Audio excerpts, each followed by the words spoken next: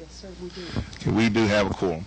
I'm going to call the House Intergovernmental Coordination Committee to order, please. We're going to try to get out of here. I know it's Valentine's Day, and you're trying to get home to whoever's sweetest to you. So, Ms. Quick, I'm going to bring you up first. On this side, please. It'll be House Bill 252. You can present it when you're ready.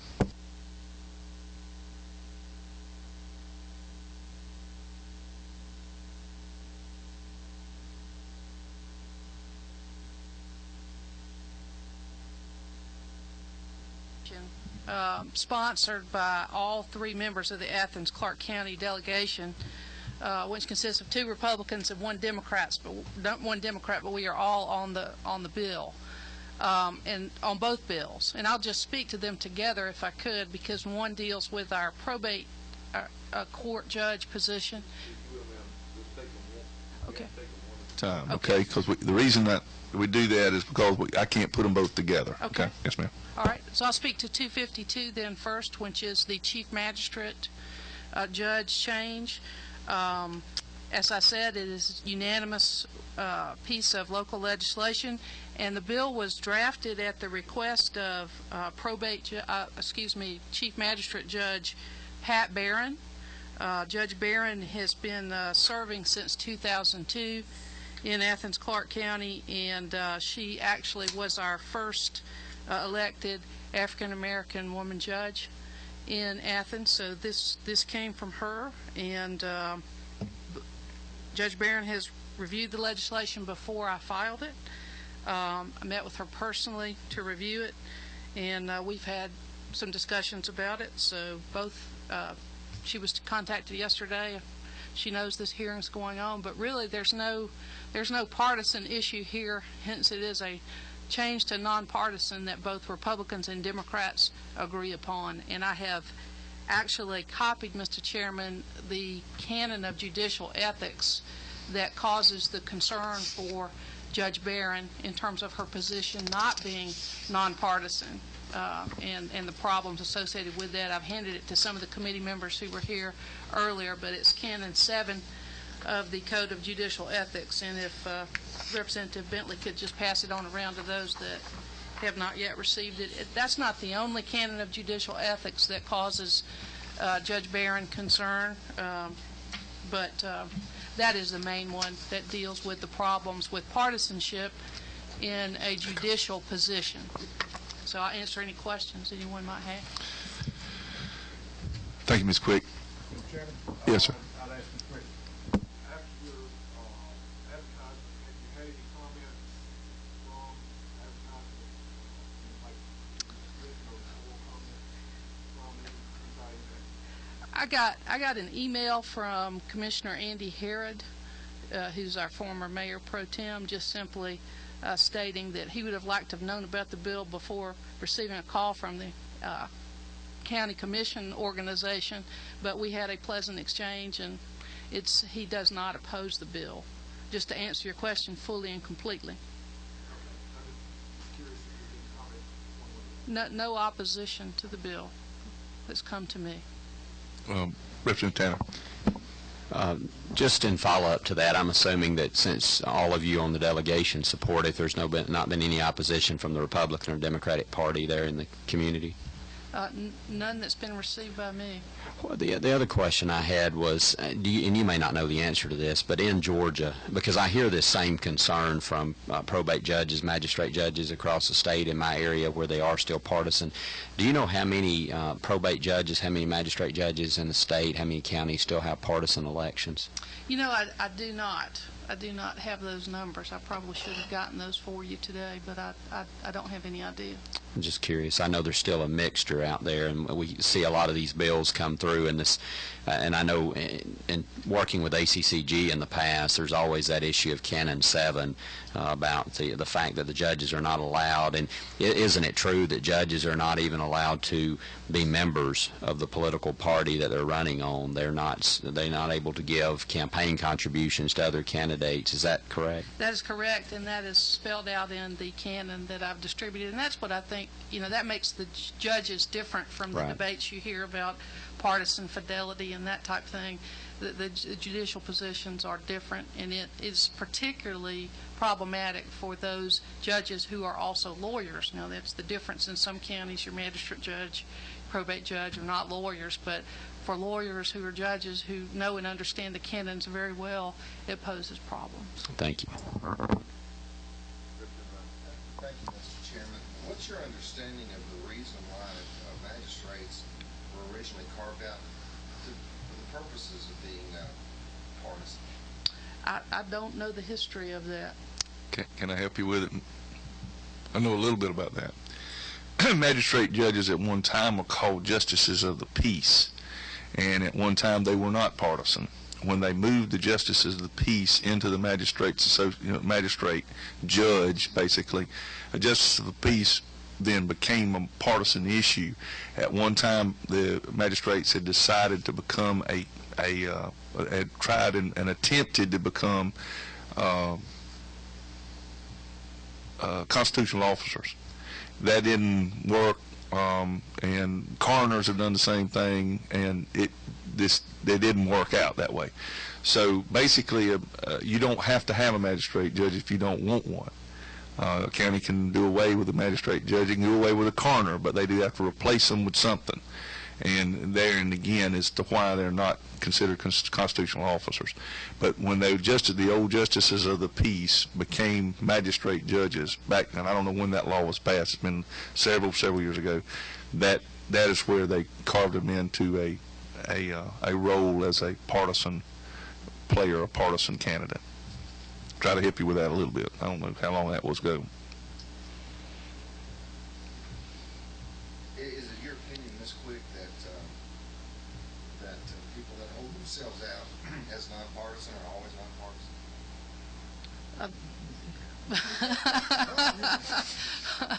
Well, I would think that the judges are going to have to be nonpartisan because they are under these canons of judicial ethics, or otherwise they will not be judges for very long if they are partisan. May I continue with that? Thank you. So if a governor, under a hypothetical, or a state rep, or someone else got involved in nonpartisan school board races or Supreme Court judges, did that happen recently? Yes, it did. Then I would submit that the only reason why we would have a dog in that fight is because someone is acting partisan. Well, If not, why would we care? I don't know that I can comment on everybody's But you get the election. logic of that. I do. I understand your concern about folks perhaps not following and playing by the rules. Yeah, they always show up at the Democratic meeting on Sunday but never come to the Republican one just hypothetically. Thank you. Well, we're lucky in Athens in this way. I think both of these judges play it very even-handedly all the time in that regard, and I think that's all the more reason they have an interest in elevating the status of their positions above partisan politics. By your population, this will be a second question on your next bill, but are your magistrate and probate judges lawyers? Yes. Okay, just for my regard. Any other questions, members of the committee? I'll stand for a motion at this time.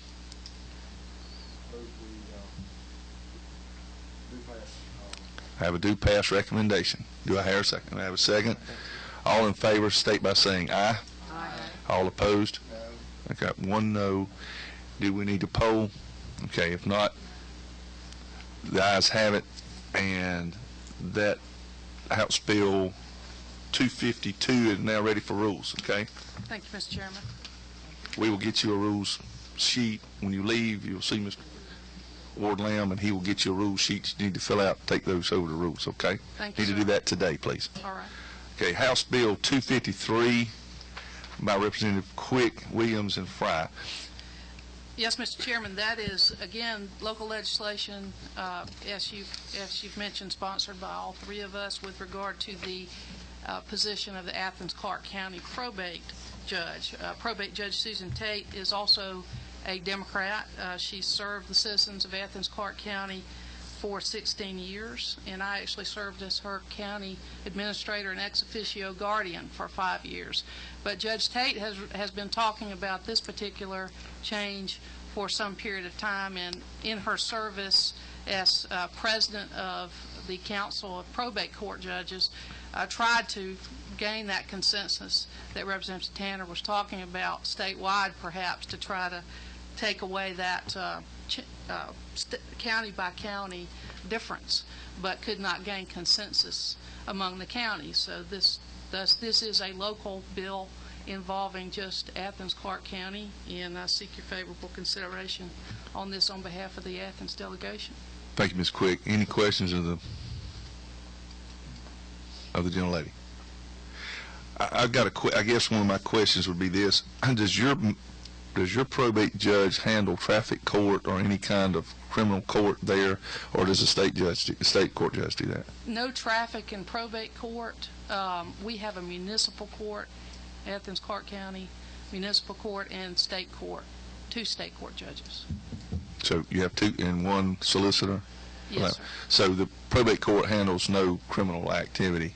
None. I mean, as far as, or civil activity other than what the probate court does in most jurisdictions? Other than the criminal activity that might occur in her presence. She has no, I understand. she has no criminal jurisdiction. What I'm saying is there are some probate judges that handle traffic and misdemeanor cases in the county. I just didn't know if once y'all consolidated what y'all did with that. That was just a question of mine. None, and she does not handle elections either. Okay. No, neither of those things. Any questions? I will stand for a motion at this time. I got to move to pass in it. Do I have a second? I have a second. All in favor state by saying aye.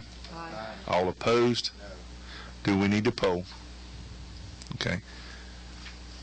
Ayes have it. 253 is now ready for rules. Thank you, Mr. Chairman. Okay. Thank you, Ms. Quick. Next on the list is Representative Harden. And first of all, I need to apologize to this young man.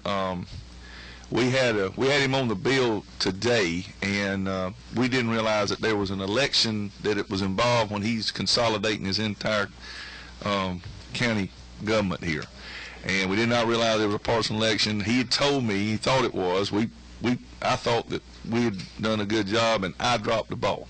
Okay, I just want to apologize to the committee and to you publicly because I dropped the ball on this one. Mr. Chairman, to that point, I think, and that's kind of why I even brought the questions up for the benefit of Ms. Quick, seeing what we watched just a couple of days ago in regards to nonpartisan races in Hood County.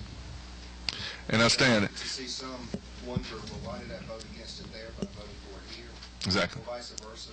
That's what I was. And I understand your recall of that in every shape and form, Representative Reiners. You're very right in saying that. But I just had to publicly apologize to Mr. Harden because we inadvertently just did not get this right. And whenever I make a mistake, I always admit it and get it to the point. Mr. Chairman, that's not necessary. It was miscommunication, and Well, that's my fault, not yours. Okay, if you will, please bring 286 to us, please. 286, and I'm operating, I don't think there's but one, but it's LC 28648-4. Yes, sir. Okay. Let me kind of give you a little background on this bill. This is a small county in middle South Georgia, middle Georgia more, I guess. The entire population of the county is 12,010 at the latest census. There's one city in the county, Hawkinsville. Pulaski County in Hawkinsville, Georgia. Hawkinsville has 5,000 people in it of the 12,000, so it's a pretty balanced community. This community also, for many years, has had a sole county commissioner, and that has made this consolidation effort much easier, I think. I think where you have, one person to make the decision, it makes a big difference. They do have a 5-member city commission, and over the past 3 years, they've been working on consolidation and working toward that end. They have combined public safety. They've combined their court processes and have put together a lot of services and now they're ready to take the final step. They've had a consolidation commission working on this bill for about 3 years, and this is the culmination of that process. Now, the only thing in here, basically, that it goes back to the same issue we've been talking about that would make this a general bill is the fact that they want some of their people to be nonpartisan. And if you'll go to line 86, this is the reason for us being here.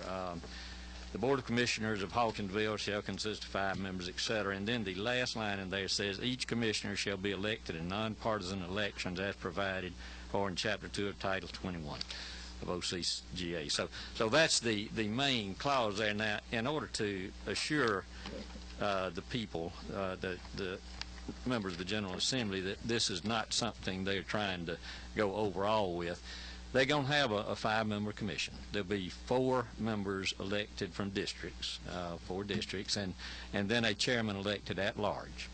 But they've all agreed, and this has been a bipartisan effort, this whole thing. If you go to line 326, just so we can assure the members of the House that says the sheriff is in office as the effective date, etc. And then down in there it says that the sheriff shall serve the same term compensation. Subsequent elections of the sheriff shall be on the same basis as provided for law by the election of sheriffs generally. So nobody trying to change that. And then in section 4-1-2, line 337, we talk about the judge of probate court, the clerk of superior court, the tax commissioner, the coroner, the magistrate, and the surveyor will all be elected as they are now as provided in Georgia law. So the only thing that this charter commission, I guess, is asking is that they elect their 5-member governing body in a nonpartisan election. So that is basically the request from the people of Pulaski County, and I'd be glad to entertain any questions that you might have. Thank you, Mr. Chairman. As a person who's introduced consolidation bills before, I know there's always an issue, and I might ask legislative counsel. I don't know if you heard this particular one or not. As you know, we have when we get ready to go into districts, we've got one man, one vote. Issues involved, as well as have they been drawn to represent a proportionality of the minority within the county. Is it your opinion that these kind of conditions have been met? Yeah, and this basically, Representative Chairman Reinders, the back sheet does, and that's been through the reapportionment group, and they have really dotted all the I's and crossed all the T's. They've done a good job. Well, as you may be aware, we've got an ongoing problem where a bill was signed by the House and the Senate since the Justice Department changing attorneys, and now we're in one particular county in South Georgia, and I just want to make sure that we believe that this meets the legal requirements as defined in I think it's the Civil Rights Voting Act of 1964. Let me say this too: is if this bill will have to be submitted to justice. Yes. Right. I mean, it's up to the local delegation, the local administration then to send this on up once if it passes in both House and Senate and is signed by the governor, it is still, has to go to justice. And so, I think pre-clearance is basically, before it goes into law, it has to be pre-cleared. And I feel good about that. Yeah, oh yeah, we don't yeah. have to revisit it. I do, because of the length of time they have worked on this and the research they've done. And I did tell them, because they did the nonpartisan on their 5 governing members, that we would have to take it to general legislation, and that may cause them a problem. But they feel very strongly that's what they want. So let me say this, and the one thing about this one that's a little different from the ones we've been doing. When you got a single commissioner and he's actually stepping down, he is actually no longer elected. You understand that they're creating another whole piece of government that are city commissioners now. And city commissioners are normally nonpartisan. They've never, there's only very few cities, I think, ever had partisan elections among the cities. So what they've done, actually, they become the city within the county or the county within the city. Actually, what they've done is become the city within the county, because now they're city commissioners, not county commissioners, not one whole. They've got 5 separate, and one will be at large.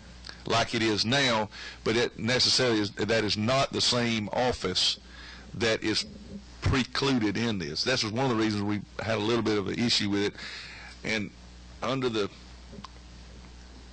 so that there would be no problem, maybe, we probably could have passed it out because it didn't actually meet all those standards as changing something, because actually the position was actually deviated, just left alone. It was no longer created.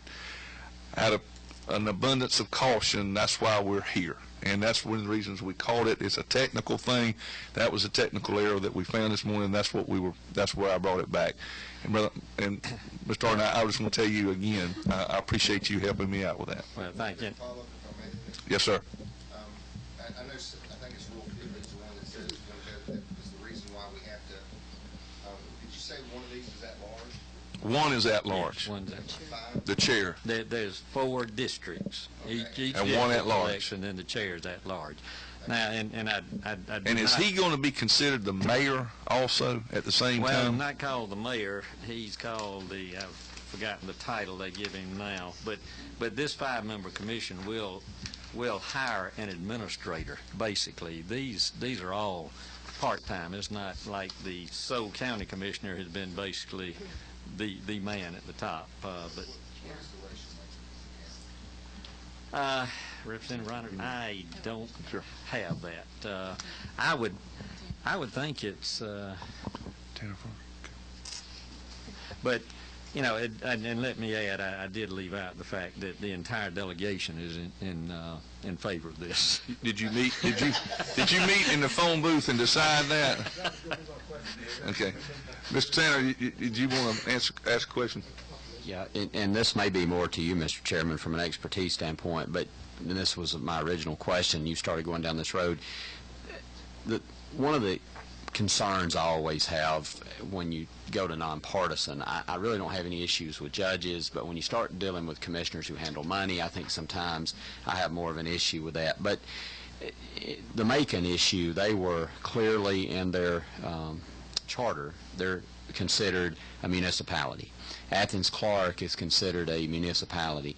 The way I read this, though, they're calling themselves Board of Commissioners. They're calling the head the chairman of the commission.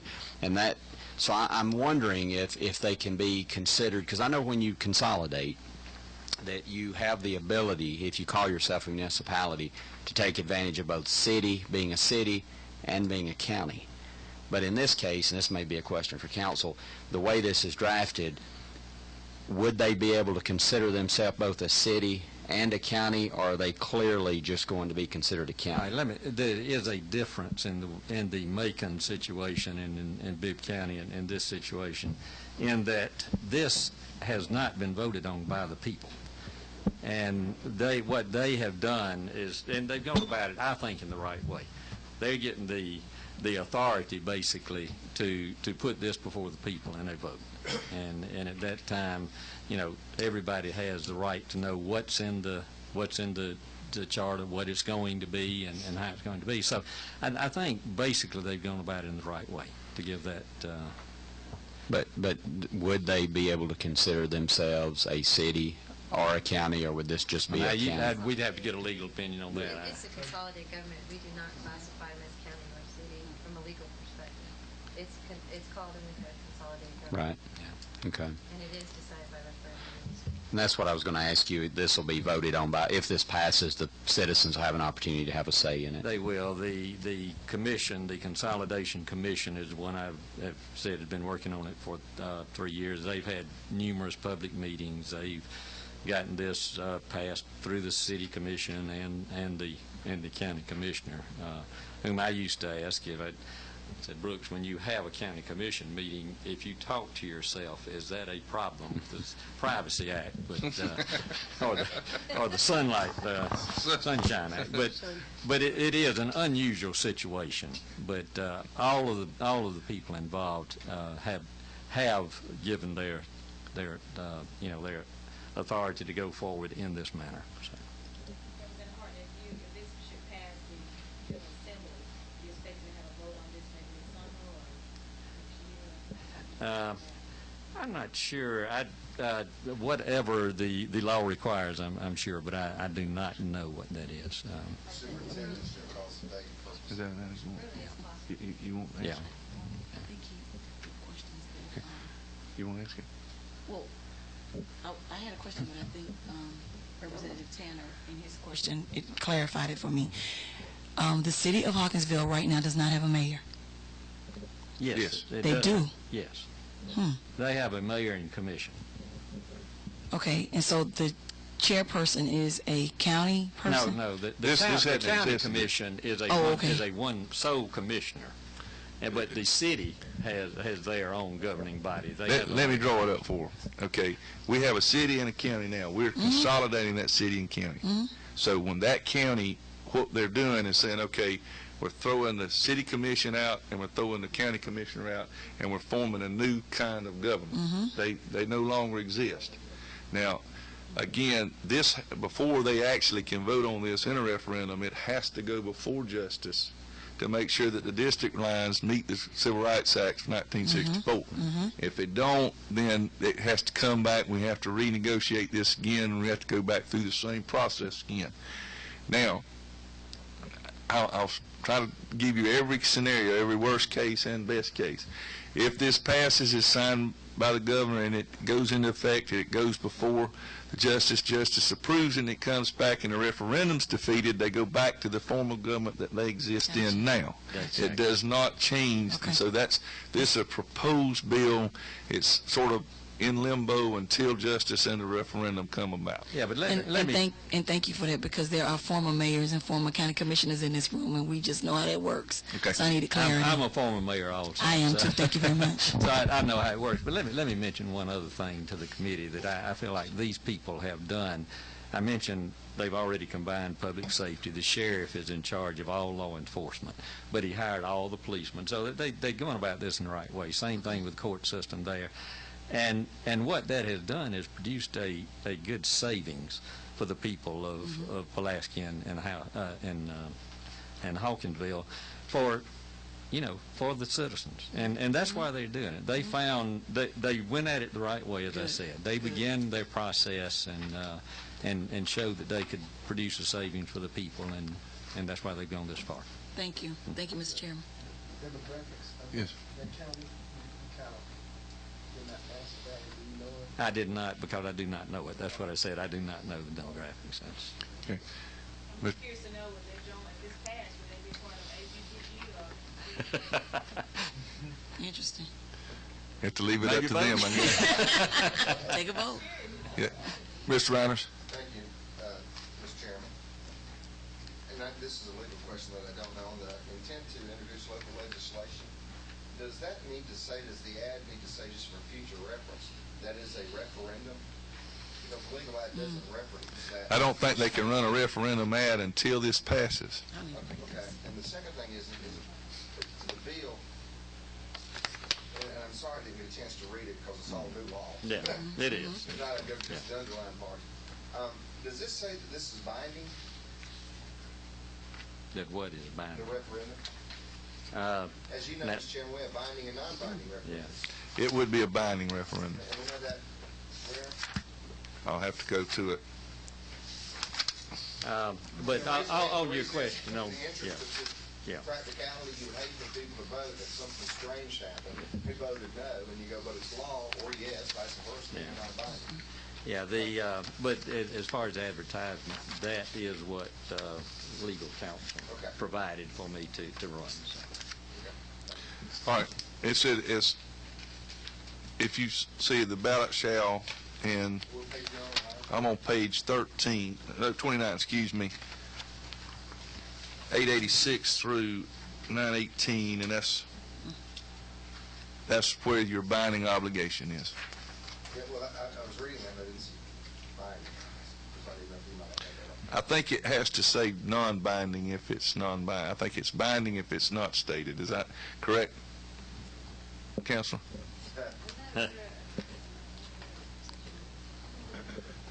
Usually it has, if As you know, we had a couple non-binding. I know. And we still got another one Well, coming. now, does the fact that it says all in favor of the charter vote yes, and those rejecting say no, if then they vote in favor of the charter is already in law as far as Georgia's concerned, because we passed the law. Does that? That's what makes it binding there, where it says if it doesn't pass, it makes it in no effect. It says it shall be void on line 903 and 04. Yeah. It shall, otherwise it shall be void. And that makes it binding. It's usually not, it's stated as a non-binding, this is a non-binding. Right.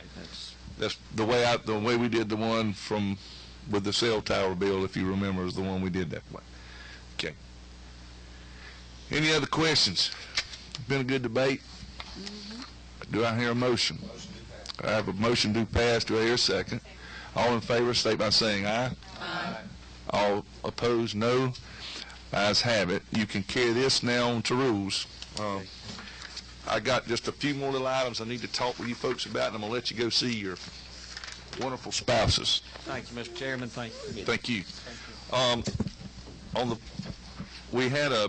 We had the first of our population bill subcommittee meetings, and unfortunately those folks aren't here today. They've already met and gone. The current population acts for the school boards there's 5 pages of them, and are you working on that? No, I'm talking about Counselor. No, sir, Okay, I didn't know who it was. Ms. Stevenson was carrying it over there. I didn't know if you were working that one or not on the repeal. I'm not aware of it. Okay, all right. Anyway, they will be bringing that to us on the first case of repeals. You don't have that in your packet, folks. It's not in there. What I'm saying, it'll be in there. We'll discuss this and probably put a vote on that in sometime in the next week or so. Okay. Any questions to me? Representative Reiners, I'll have you the judicial stuff probably next week for your subcommittee to meet. I know you're gonna love me. I always am. I understand. I'll try to, and if you need me, I can step in and we'll. Right beside me. All right. We'll. Thank you. All right. We'll. Yes, sir. One thing, if we could, this is very helpful to, Cannons. Shannon, for those members who are not here today, if we could get a copy of that for you in the next meeting, I Well- think it'd be a good reference source You got that? They want some copies of the cannons. for those members not here today. We'll get them for you. And if you want to, we'll keep that in your packets each time. We'll just bring them up, if you will. Just every time we give those out, we'll give those cannons out. These are the bills that we're going to see the most of. We will be seeing a couple bills next week on debate only, I think, for a while. Get ready. It's going to be Johnny get your gun in here from now to day 35. So if you will, y'all have a great weekend. Hope you have a great Valentine's. We stand adjourned. Thank you, sir. Thank you. Just to